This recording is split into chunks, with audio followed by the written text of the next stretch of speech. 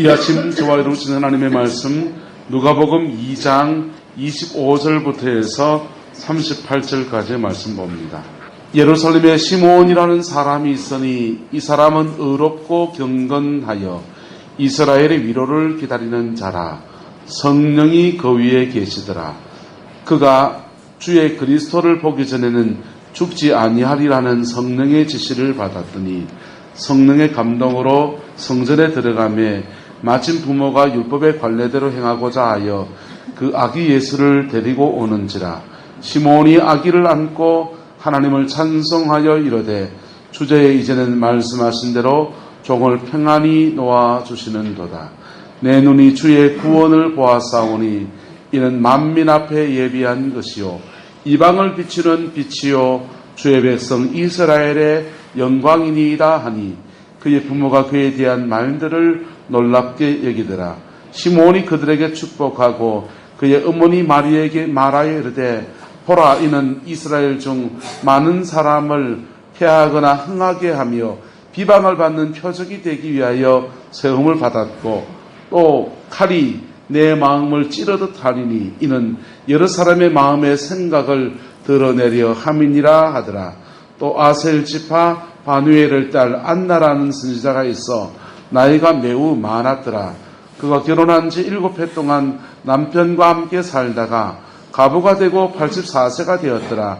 이 사람의 성전을 떠나지 아니하고 주야로 금식함으로 기도하며 섬기더니 마침 이때에 나와서 하나님께 감사하고 예루살렘의 속량을 바라는 모든 사람에게 그에 대하여 말하니라. 아멘. 독일의 전설처럼 내려오는 이야기가 있습니다. 바바리아라는 성에 루드힙이라고 하는 공작이 살고 있었습니다. 이 공작은 좀 아나무인격인 공작이어서 사람들을 괴롭히기도 하고 학대하기도 했던 그런 사람이었습니다. 그렇게 살아가던 어느 날 이 사람이 숲속의 한 작은 예배당에 가게 된 겁니다. 한 작은 예배당에 가서 조그마한 제단에 무릎을 꿇고서 오랜만에 기도를 했습니다. 그런데 기도하는데 예배당 벽에 무슨 글자가 써여지는 것 같은데 순식간에 써여졌다가는 확 사라져 버렸습니다. 그래서 이 공작은요, 루드힙이라고 하는 공작은 그 글 전체를 보지 못하고 앞부분만 읽게 되었어요. 그런데 큰 내용의 흐름들은 이런 것이었습니다. 큰 심판이 있을 것이다 라고 하는 것이었어요. 근데 앞부분에는 the 3 in 3 이렇게 되어 3일 안에 또는 석 달 안에 또는 3년 안에인지 모르겠는데 어쨌든 큰 심판이 있게 될 것이다 라고 그 벽에 써져 있는 것입니다. 이 공작은 자기에게 준 하나님의 경고로 받아들였습니다. 내가 아나무인격이고 가족들에게도 함부로 대하고 인생을 막 살았는데 하나님이 3일 안에 나를 데려가는가 보다. 이번에 그런 생각이 들었습니다. 내게 주어진 시간이 3일밖에 없다면 나는 어떻게 살 것인가? 집에 돌아와서 가족들에게 3일 동안만 잘해주자. 이래 마음을 먹습니다.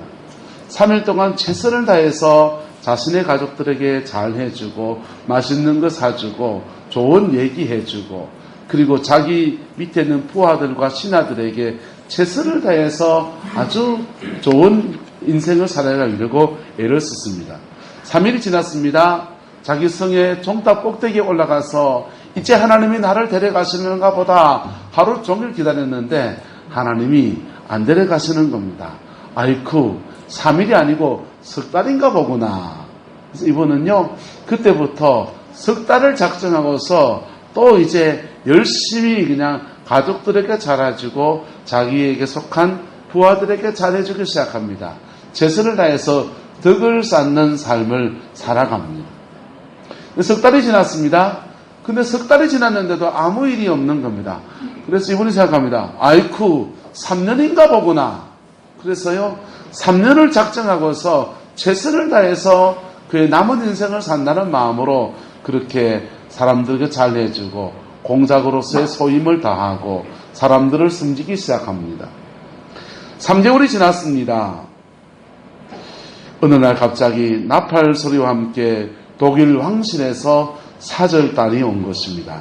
바로 루드히비 공작을 독일의 황제로 모시기 위해서 3일, 3개월, 3년을 하나님의 심판대 앞에 있을 것을 생각하며 하루하루 살았던 이 사람을 왕으로, 황제로 모시는 아름답고 축복의 시간이 될 수 있었습니다. 할렐루야. 우리 예수 믿는 사람들에게 신앙의 꽃은 무엇이라고 생각합니까? 예수 믿는 사람들이 신앙의 아주 절정의 신앙은 어떻게 나타난다고 생각합니까? 그것은 따라합시다. 내일 내가 하나님 앞에 설 수 있다. 이거 주님이 다시 오신다. 또는 내가 내일 하나님 앞에 설 수 있다. 이 마음을 갖는 것. 할렐루야. 우리 한국교회가 1950년대나 외정치하의 때는요, 우리 한국 사람들이 신앙생활, 우리 믿음의 선배들이 신앙생활 할 때에 바로 내일 주님이 올 수 있다라고 생각하기도 하고, 아니면 또 더 말해서는요, 하나님이 내일이라도 빨리 오시면 좋겠다 이래 생각했어요. 왜요? 왜 그랬냐 하면요, 이 땅이 너무 힘들었거든. 지금 외정치하에 이리 끌려가고 저리 끌려가고 사람 대접 못 받는 그런 세월을 사는데, 생명 다하면 천국에서 하나님이 정말 우리를, 당신의 백성을 기쁘게 맞아주실 그날을 바라보면서 하모나 그날이 올까 그랬습니다. 6.25 전쟁 끝나고 해방되고 6.25 전쟁 끝나고요, 먹을 것이 없고 입에 풀칠하기도 힘든 그런 시절에 이 땅에 소망이 없으니까 하늘의 소망을 품고서 하나님이 내일에도 오시면 좋겠다, 주님이 오시면 좋겠다 라고 하는 그 신앙생활을 했던 것입니다. 그것을 종말론적인 신앙이라고 합니다. 무슨 신앙이라고요? 종말론적인 신앙이었습니다. 그때 부르던 찬송들이 이런 찬송들이었습니다. 먼 하늘 이상한 구름만 떠도 내 주님 오시는지 고대합니다. 가사 안에서요, 바로 주님이 오시기를 고대하는 그런 소망과 마음과 그 소원함들이 담겨 있었던 것입니다. 할렐루야. 오늘 우리 시대에 포항에 지진이 나고 또 바다에 뭐 오징이가 좀 안 잡히고 과메기가 뭐 짧고 관광객이 안 돌아오고 그래도 여러분 이 땅에 그래도 살만합니까? 어떻습니까? 집에 은행에 잔고 열어보면은 다들 기백만 원씩 다 넣어놨지.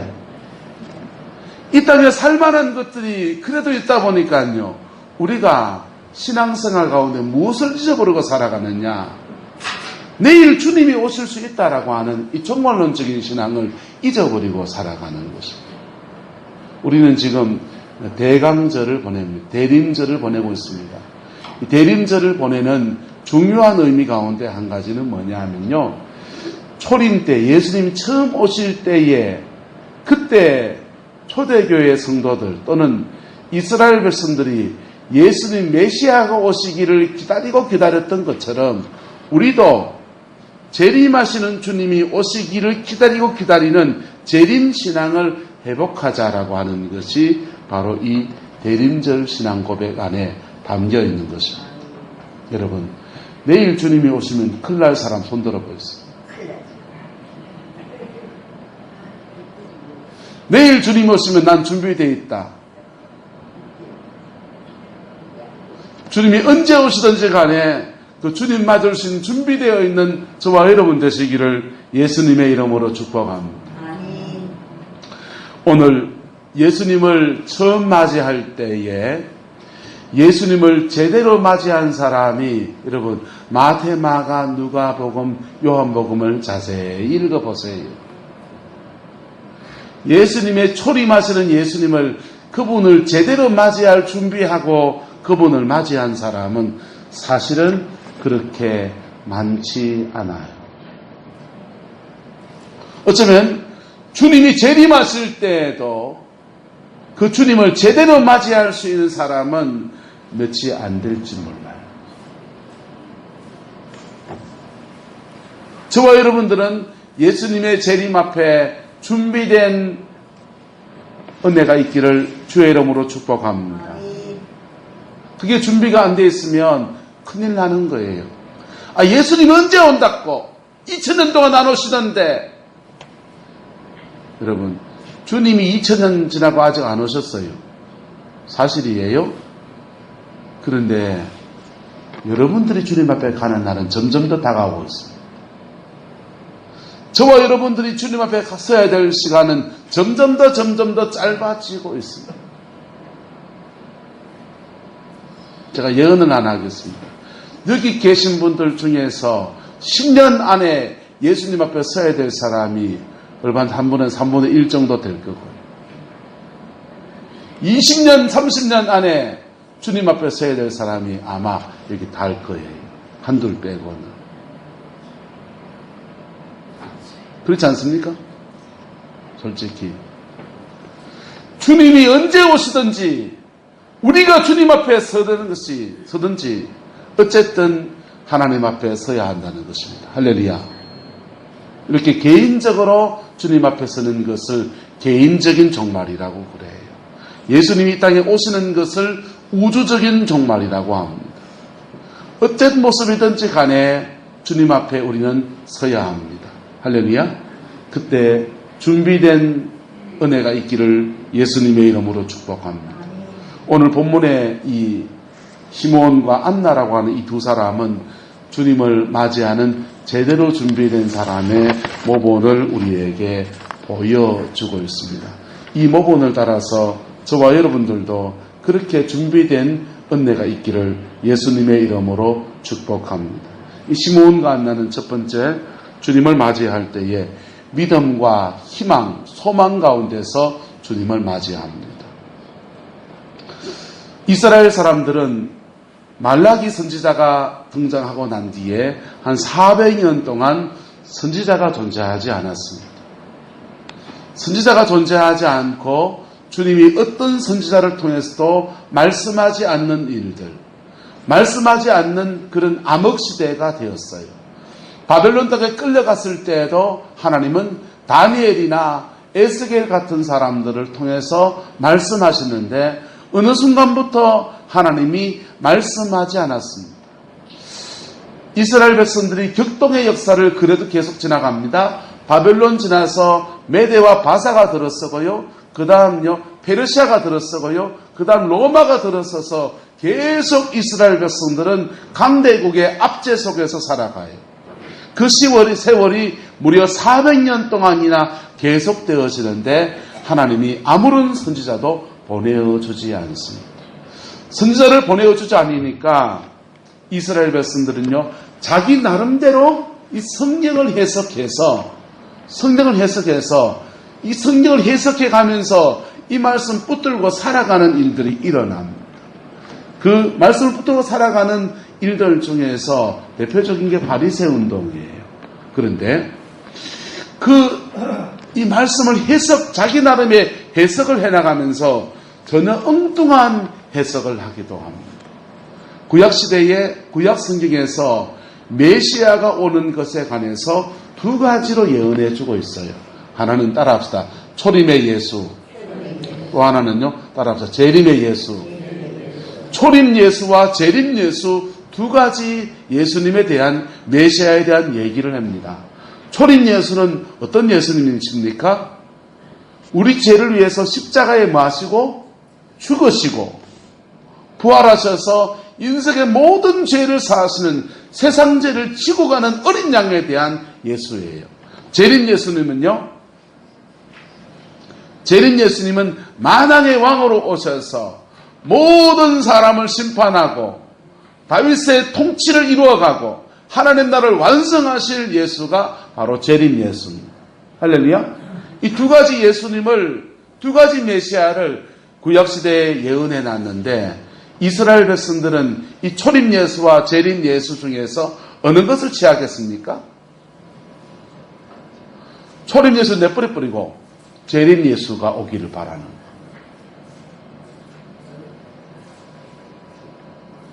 초림 예수 내버려 버리고 재림 예수가 오기를 바랍니다. 재림하시는 주님이 오셔서, 예수님이 오셔서 다윗의 왕위를 회복하시고 이스라엘 나라를 바벨론의 압제에서, 페르시아의 압제에서, 메대와 바사의 압제에서, 로마의 압제에서 구원하여서 다시금 구약시대의 다윗시대와 같은 그 영화로운 때가, 그 물질의 풍성한 때가, 온 이방 나라가 이스라엘에게 조공을 드리는 그 나라가 회복되기를 바라는, 그 시대를 바라는 거예요. 무슨 예수라고요? 예수가? 초림 예수라고요? 재림 예수라고요? 이 예수가? 재림 예수. 무슨 예수라고요? 재림하시는 예수님. 구약시대 선지자들은요, 이 두 가지 사건을 이렇게 봅니다. 여러분, 먼 산을 이렇게 보면서 이렇게 한번 쳐다보세요. 그러면 이 산봉우리가 저 산봉우리가 끝이 이어져 보입니까? 안 보입니까? 끝이 이어져 보여서 마치 두 가지가 하나처럼 보여지는 거예요. 이걸 제대로 해석해서 백성들이 깨닫고 우리가 초림하시는 예수님 앞에서 죄를 회개하고 거듭나고 새 인생이 되고 주님 앞에 통렬하게 우리의 죄를 자백하고 우리가 사람들에게 상처 준 것을 회개하고 상처받은 사람 용서하고 죄와 관련해서 우리를 정결케 하시는 그 은혜를 정확하게 주의 백성들에게 가르쳐야 됩니까? 안 가르쳐야 됩니까? 가르쳐야죠.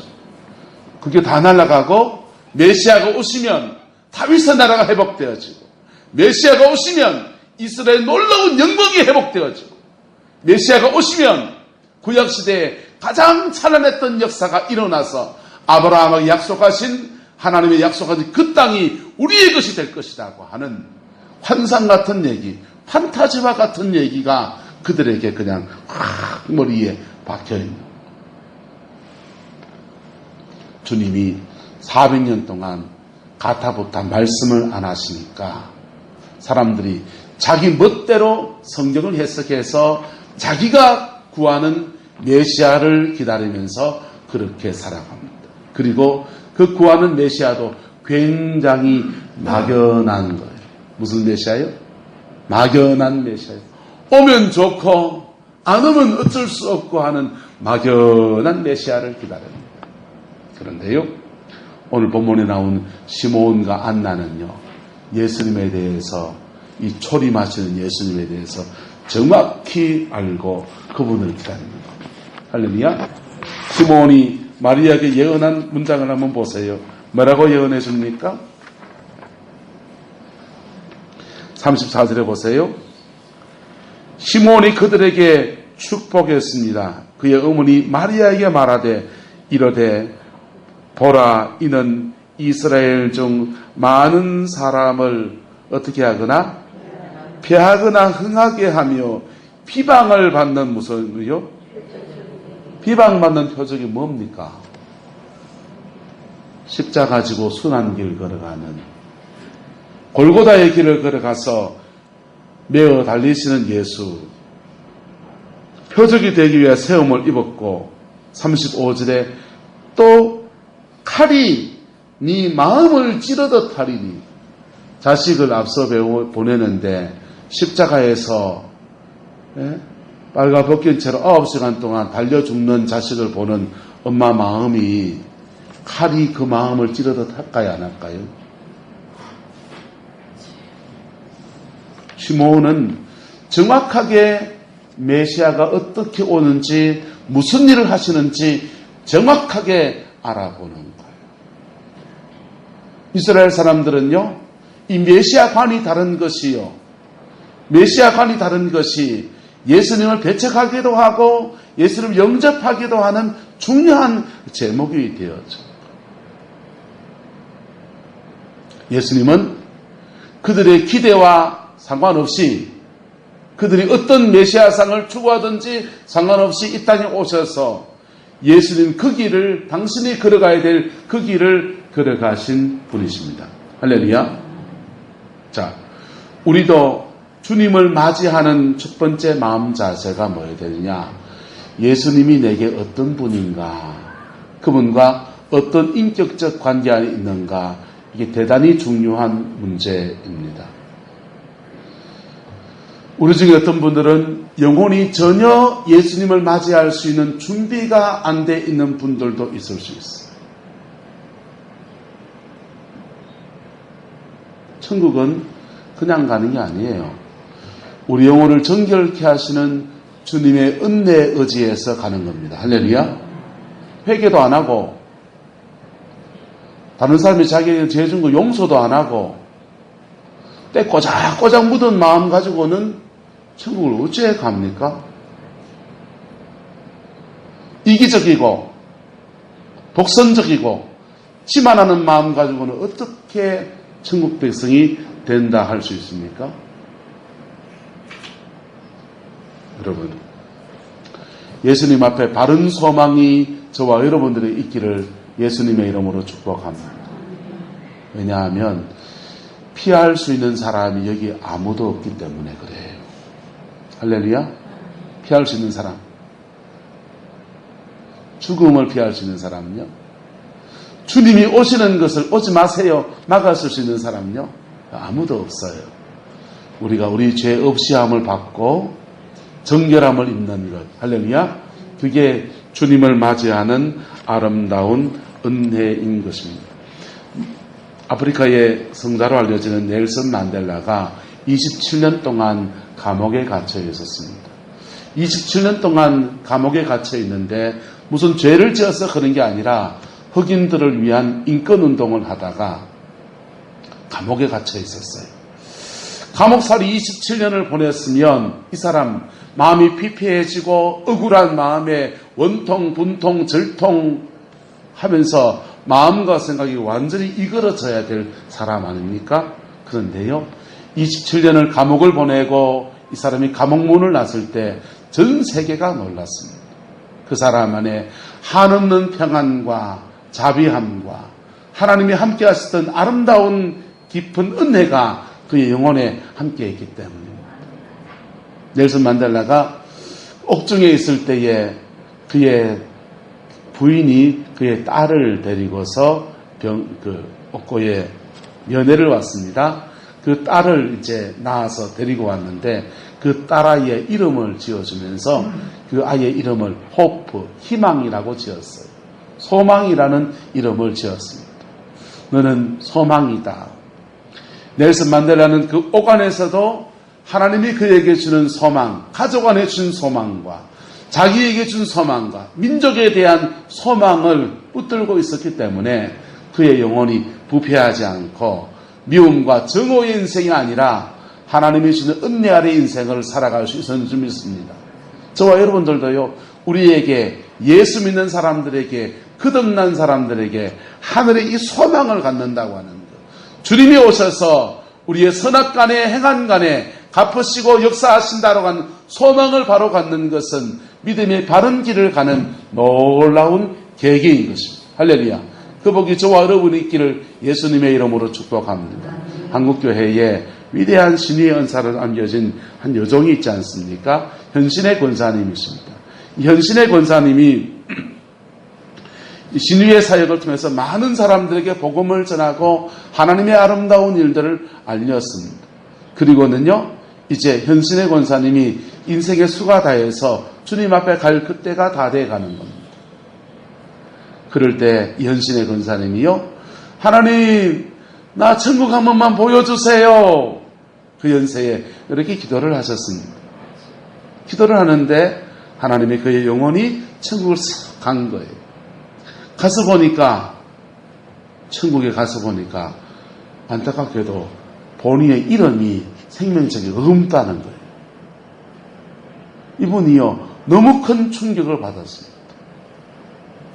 내가 평생에 주를 위해 살았는데, 복음을 전하며 살았는데, 천국에 자기 상도 없고 자기 집도 없고 심지어 자기 이름조차 없다라고 하는 그 얘기 듣고서 너무 놀라가지고 그 입신했다가 깨어나가지고는요, 충격을 받았어요. 왜 내가 이런 처지가 되었는가? 그거 생각해 보니까 이 땅에서 자기가 너무 많이 누렸다라는 생각이 들었습니다. 그래서 그의 전 재산을 북한 선교에 다 기정하고, 예? 하나님 앞에서 내가 천국의 상 받기 위해서 이 땅의 것을 다 믿음으로 써야 된다면서 그랬던 거예요. 그리고요, 유명한 일화가 또 있는데, 이분이 천국에 이렇게 가가지고 자기 이름이 없으니까 너무 답답하고 황당하기도 하고, 내 같은 사람이 이름이 없으면 누가 이름이 있겠노? 이러면서 한 천사에게 물었습니다. 그러면 조영기 목사님은 이름이 있습니까? 이천성 목사님 이름이 있습니까? 그래, 물은 한국교회의 중요한 사람들 이름을 물으니까요, 천사가 그 사람들도 마찬가지라는 거예요. 그래가지고는요, 깜짝 놀라서 깨어나가지고는요, 조영기 목사님한테 가서 그 얘기를 했습니다. 그랬더니요, 조 목사님이 고개를 푹 숙이면서 내가 회개할 게 많습니다. 그래서 조 목사님 회개하고요, 제자실 목사님은요, 그 얘기 듣고 난 뒤에 충격받아가지고요, 나는 오산리 금식기도원을 떠나지 않으리라. 돌아가실 때까지 오산리 금식기도원에서 그 어려운 사람들, 고통 중에 있는 사람들 섬기는데 최선을 다하면서 마치 인생을, 여러분 걸레 알지요? 걸레처럼 살아가는 거예요. 걸레는요, 더러운 거 다 닦고 또 짜가지고 또 닦고 어려운 사람을 돕고 섬기는데 인생을 다 드리며 살아갑니다. 우리가 언제든지, 저도 여러분들도 주님 앞에 서야 한다는 겁니다. 가는데 순서가 있습니까? 오는 데는 순서가 있어도 가는 데는 순서가 없어요. 그때에 하나님 앞에 구원이라도 받아야 되고, 할렐루야. 구원받은 사람은 하나님 앞에 상이라도 받아야 돼요. 할렐루야. 그날에 칭찬받는 저와 여러분 되시기를 예수님의 이름으로 축복합니다. 그날에 우리의 소망이 열려지는 놀라운 은혜가 있기를 예수님의 이름으로 축복합니다. 데살로니가 전서는 말해요. 너희는 빛의 자녀이기 때문에 도적같이 오지 아니하리라 했어요. 예수님의 재림을 데살로니가 전서는 말하기를 그날에 따라서, 그날에 예수님께서 도적같이 오리라. 그날에 예수님께서 도적같이 오지 아니하리라. 하나는 온다 하고 하나는 안 온다 일어나는 거예요. 그런데 이 두 가지 도적같이는요, 상반되는 의미가 아니고요, 주님이 오시는 그 시간은 마치 도적같이 우리가 알지 못하는 때 확 온다는 거예요. 저와 여러분이 영원히 하나님 앞에 가는 것도 내가 꿈꾸는 날, 어느 날 몇 시에 가게 해주세요, 그런다고 가는 게 아니고 주님이 데려가실 그 시간에 확 데려가시는 거예요. 할렐루야. 그 시간은 우리가 모른다는 거예요. 그 시간은 도적같이 온다는 거예요.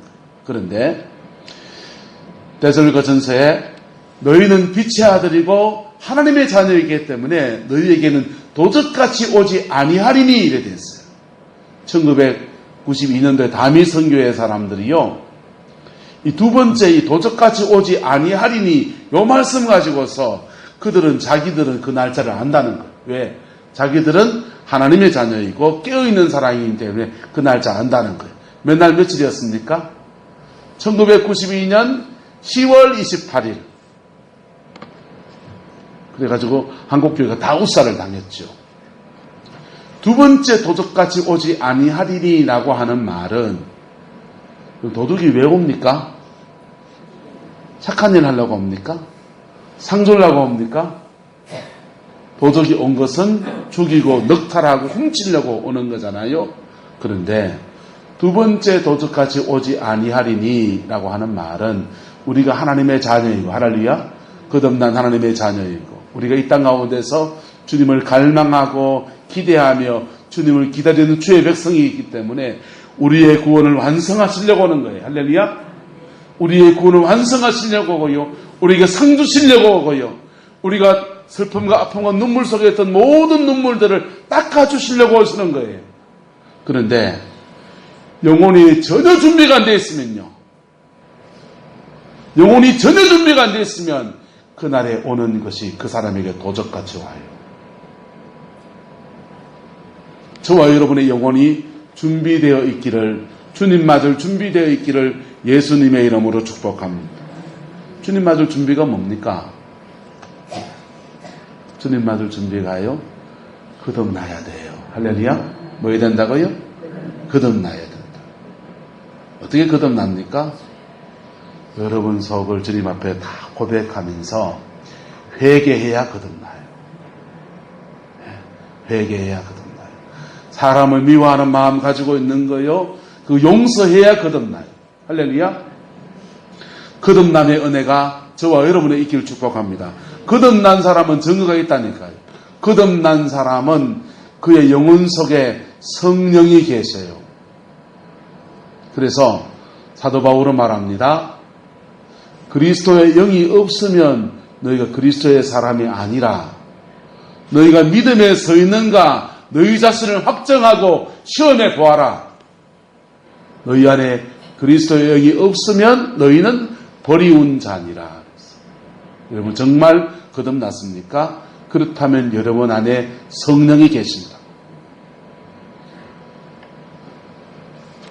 거듭난 사람들에게는요, 주님이 오시는 것이든지 내가 주님 앞에 가는 것이든지 하나님께서 우리를 기쁘게 맞아주시는 은혜가 있게 될 겁니다.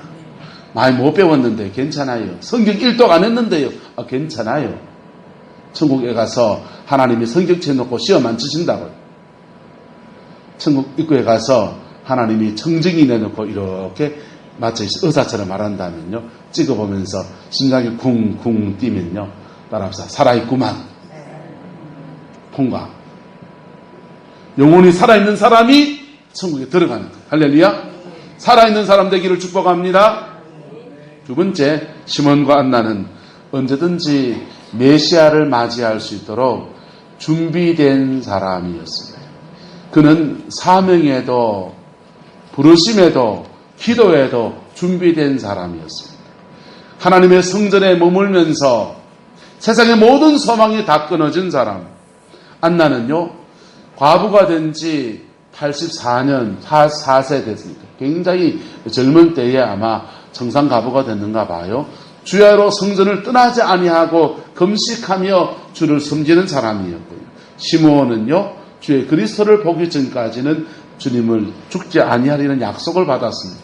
그리고는요, 한 길이 뭐냐 하면요, 시므온은요, 예수님 오셨을 때에 그 예수님 안고 예언해 주는 게 다예요.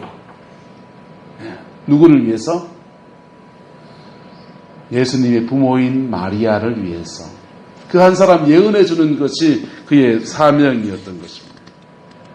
여러분, 우리가 예수님을 기다린다고 하는 것은 열손 제배하고서 그냥 가만히 그냥 넉넉히 기다리는 것이 아니에요. 우리는 우리 영혼도 관리해야 되고, 할렐루야. 거듭난 사람이요, 우리 영혼도 관리해야 되고요.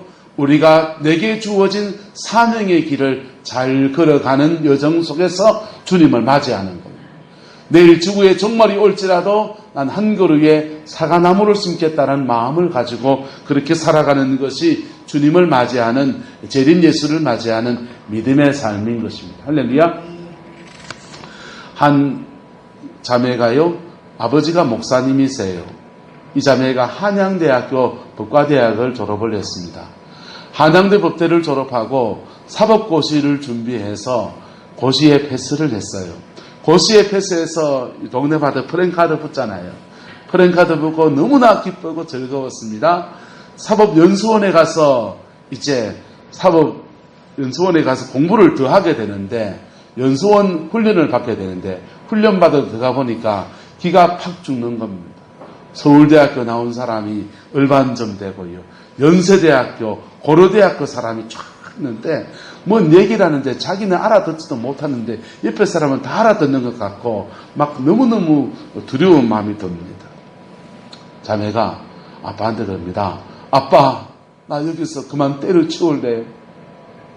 밖에 나가서 그냥 취직이나 해서 그냥 살래요. 너무 힘들고 너무 스트레스 받아요. 그러니까 아빠가 그래요. 얘야, 한 번 더 니랑 나랑 기도하면서 한번 버텨보자. 하나님이 어떻게 이끌어 가시는지 한번 기다려보자 그랬어요. 그래가지고는요, 이 자매가 12시까지 공부하고서는요, 12시부터 아버지도 기도하고 이 자매도 기도하는 거예요. 기도하면서 이 시간들을 연수원 생활들을 막 보내갑니다. 연수원 보내면요 1등부터 100등까지 사람들은 판사를 지원할 수가 있고 그 다음에 200등까지 사람들은 검사를 지원할 수가 있고 그 나머지 그 사람들은요 그냥 변호사가 되는 거예요. 그냥 변호사가 돼서 그냥 초짜 변호사 달고 개업해봐야 별로 돈도 안 되거든. 그러니까 그 안에서 연수원에서도 길을 쓰고 서로 경쟁하고 난리가 났습니다. 그런데 이 자매가 사법연수원을 졸업할 때 되었을 때 이 자매가 한 100등 정도 성적을 얻은 거예요. 그래가지고요 검사를 지원할 수 있었어요. 그러니까 이 자매가 검사가 됐어요. 목사 딸이 이제 검사가 된 겁니다.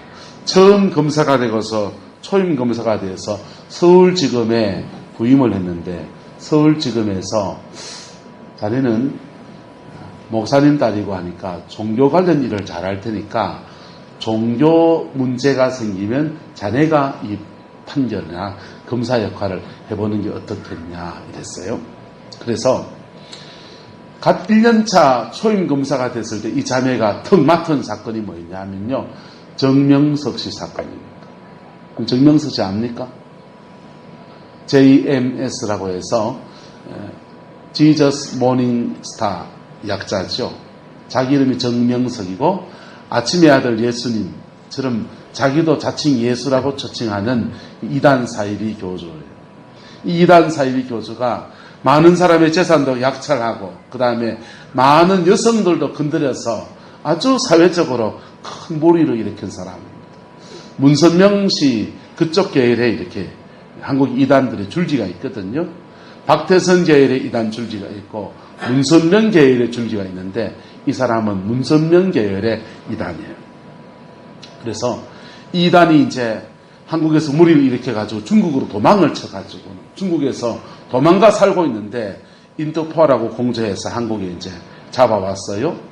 그렇게 잡혀온 그 이단 교주 정명석 씨한테 돈이 많아서 그런지 대형 로펌의 변호사가 쟁쟁한 변호사들이 5-6명이 들어붙어가지고 변호를 하는 거예요.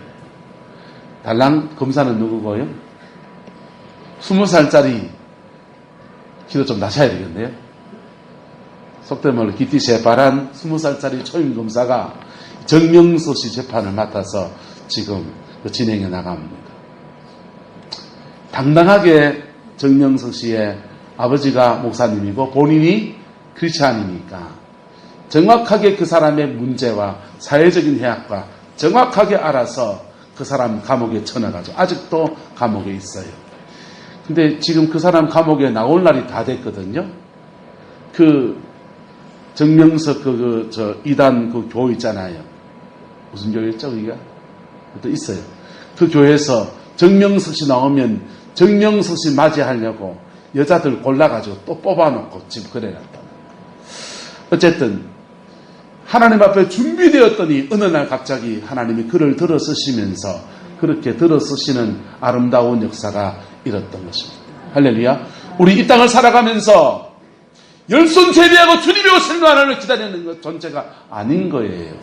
우리에게 주어진 시간 동안에 저와 여러분들에게 얼마나 주어진 시간이 얼마 있는지 모르지만 남은 시간 동안에 우리에게 준 사명과 소임을 위해서 살아야 하는 것입니다. 그것이 여러분들에게 깨달아지는 은혜가 있기를 예수님의 이름으로 축복합니다. 어떤 장로님이 사업을 하다가 사업상에 어려움이 와서 기도원에 가서 기도를 합니다. 기도를 하다가 그 기도원 원장님하고 상담을 했어요. 상담을 하는데 그 원장님이 예언을 해주시면서 그러시는 거예요. 장로님, 목회 준비를 하십시오. 아니 지금 사업이 지금 어려워가지고 사업 때문에 기도하러 왔는데 장로님 목회 준비를 하십시오. 이러더라는 거예요. 무슨 목회 준비를 내가 지금 목사도 아니고 내가 장로인데 한국 땅에서 장로가 뭐 설교할 일이 뭐 많나요? 그러니까 기등으로 들러앉았습니다.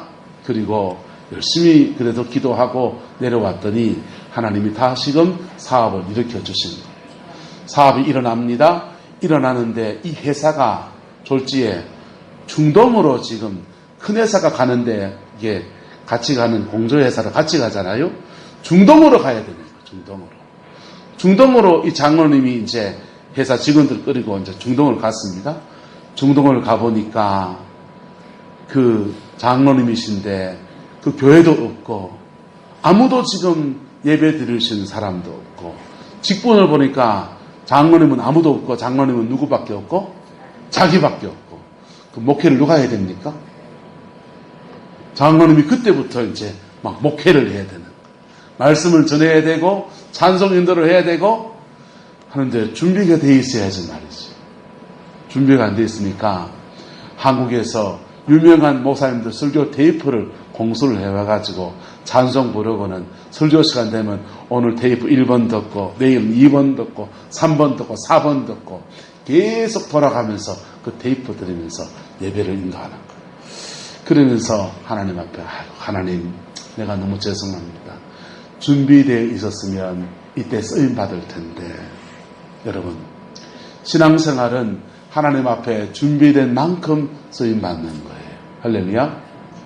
우리나라의 그 설화 가운데서 판소리 가운데서 춘향전이라는 그 판소리가 있지 않습니까? 그 춘향전에 나오는 성춘향은요 누구만 기다리면 됩니까? 이도령만 기다리면 돼요. 하모나 마나 이도령만 오면 되는 겁니다.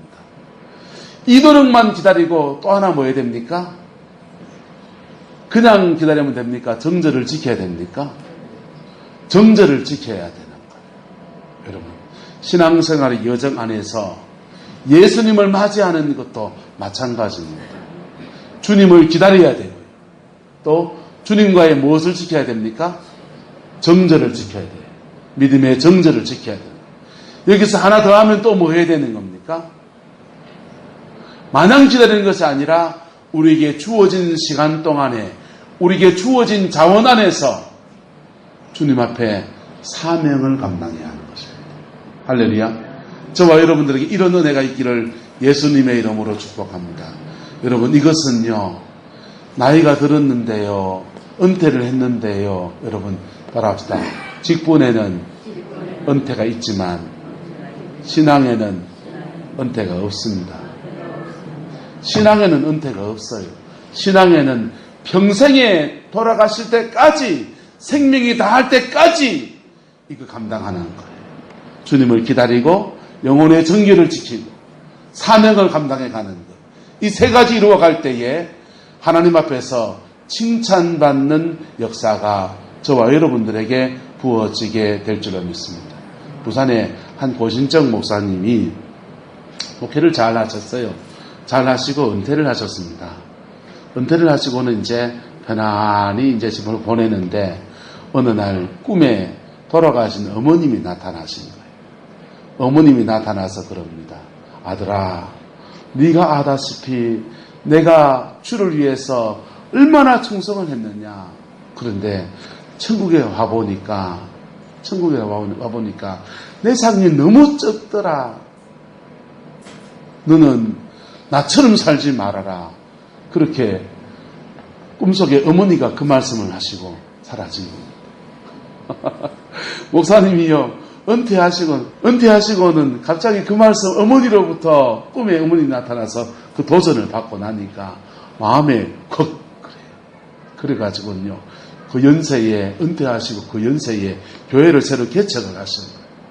개척을 해가지고는요, 목회를 하시는데, 당뇨가 와가지고, 당뇨가 있는 사람은 오래 서 있기도 사실 힘들고, 무릎도 한쪽에 나가고, 당뇨도 오고, 피가 막 몰리기 시작하니까, 다리가 퉁퉁 붓는 거. 퉁퉁 붓는데도, 가장 서가지고, 끝까지 서가지고, 다리를, 나무 막대기를 대가지고, 묶어놓고는요, 자세를 잡고서 말씀을 전하시고, 돌아가실 때까지 그냥 주를 섬기는 사명을 감당하는 그런 여정을 했다고 합니다. 할렐루야. 여러분, 우리는 주님 앞에 서야 합니다. 내가 가든지 그분이 오시든지 그분이 오시는 시간이 옛날보다 얼마나 지금 짧아진 줄 몰라요. 예수님께서 말씀하셨어요. 무화과나무에 물이 오르고 그 잎이 나는 것을 보면은 곧 가까워진 줄 알라 그랬습니다. 무화과나무는 이스라엘을 상징해요. 이스라엘에 물이 오르는 것이 1945년입니다. 나라가 일어나고 망했던 나라가 2000년 만에 회복이 되어지고 예수님이 오실 때가 지금 되어가는 거예요. 이스라엘 사람들은 초림 예수와 재림 예수 중에서 무슨 예수 바랬다고요? 재림 예수 바랬어요. 이 재림 예수 오실 때가요 다 돼가는 거예요. 그들이 원했던 대로 이 재림 예수님이 오시는 겁니다. 이스라엘은요, 두 가지, 봄에 세 가지 절기야, 가을에 세 가지 절기가 있어요. 봄 세 가지 절기는요, 유월절, 초실절, 오순절이에요.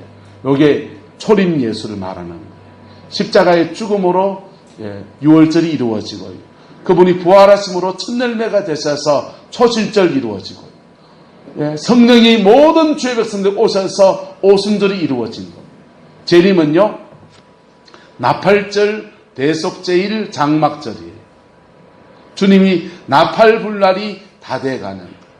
이스라엘 사람들은 재림 예수가 온다면 초림 예수 때도 날짜도 정확하게 6월절 날 돌아가시고 초실절 날 부활하셨고 오순절 날 성령 보내주셨으니까 가을절기인 나팔절 날 오실 거고 대속제일 날 큰 회개하게 하실 거고 장막절 날 강림하실 거다고 그렇게 생각해요. 그래서 요즘은요, 이스라엘 백성의 나팔절 절기가 되면 전 세계에서 사람들이 기왕에 주님을 맞이하려면은 예루살렘 가서 맞이하자고, 나팔절 날 되면은 그 이스라엘 지역의 예루살렘 근처에 호텔은 다 텅텅 비고요, 꽉 차버리고요, 사람을 더 이상 받을 수 없는 그런 처지가 되고 있는 시대입니다. 주님이 가까이 곧 문 앞에 이런 시대에 우리는 살아갑니다. 어쩌면 그날도 100년 뒤, 200년 뒤에 올지 모르겠어요. 그러나 저와 여러분들이 하나님 앞에 서야 될 시간은 점점 더 짧아지고 있는 거예요. 연세 드신 어르신들이 가끔씩 그런 얘기, 그런 기도한다고 그럽니다. 하나님, 자는 잠에 가게 하옵소서. 자는 잠에 가기나 오는 잠에 가기나 가야 될 거 아닙니까? 갈 준비를 해놓고 자는 잠에 가게 해달라 그러면요, 천당 갈 준비를 해놓고 가는 잠에 가게, 차에 치이 죽더라도 천당 가야 될 거 아닙니까? 맞습니까? 틀립니까? 물에 빠져 죽든 차에 치이 죽든지 간에 천당을 가야 덤으로 가는 잠에 가면 더 좋지요. 여러분, 하나님 앞에 설 준비됐습니까? 피 묻은 십자가를 지나갔습니까? 그 보혈 안에서 여러분 속에 다른 사람에 대한 미움이 있습니까? 증오가 있습니까? 시기 질투가 있습니까? 무슨 준비가 되어 있습니까? 이 대림절을 보내면서 주님을 맞을 준비를 여러분의 영혼에 해가는 은혜가 있기를 예수님의 이름으로 축복합니다. 그럴 때에 그분은 여러분을 기쁨 가운데 안아주시고 받아주시고 하늘의 영광의 보좌에 함께 앉게 하시는 아름다운 역사 허락해 줄 겁니다. 그러다가 안 오시면 또 어때요? 안 오시면 하나님이 내게 준 시간이 더 늘어났으니까, 처음 말했던 독일의 그 공작처럼 3일이로구나, 3개일이로구나, 3년이로구나 그렇게 살았더니 하나님이 그를 독일의 황제로 세우는 것처럼 존귀한 자, 이 땅에서 더 존귀하게 쓰는 사람으로 세우시는 역사가 일어나게 되는 겁니다. 그 복이 있는 저와 여러분 되시기를 예수님의 이름으로 축복합니다. 기도하겠습니다. 사랑과 은혜가 많으신 아버지 하나님, 주님을 사랑합니다. 주님을 의지합니다. 주님의 영광을 이루어가는 그 믿음 있게 축복하여 주시고 아버지의 뜻 가운데 온전히 서게 역사하여 주옵소서. 시몬과 안나처럼 우리 인생의 남은 때를 주님을 맞이하는 준비의 시간으로 보내게 하시고, 우리 인생의 남은 때에 사명을 감당하며 우리 인생의 남은 때에 믿음의 정절을 지켜가는 아름다운 요정되게 하나님 역사하여 주옵소서. 하느님 앞에서 큰 상을 받는 저희들 되게 하시고 주의 영광 이루어갈 수 있게 축복하여 주옵소서. 여호와께서 함께해 주시기 원합니다. 지금은 우리 구주 예수 그리스도의 은혜와 우리 하나님의 그 크신 사랑과 성령 하나님의 내주 교통하시며 우리의 삶을 진리 가운데 이끄시며 주님 맞을 준비하게 하시는 그 놀라운 역사가 오늘 믿음으로 예배를 드리는 성광의 모든 성도들 위해, 그의 가정과 자녀들 위해, 손들 위해 지금부터 영원토록 함께 계시기를 간절히 축원하옵나이다.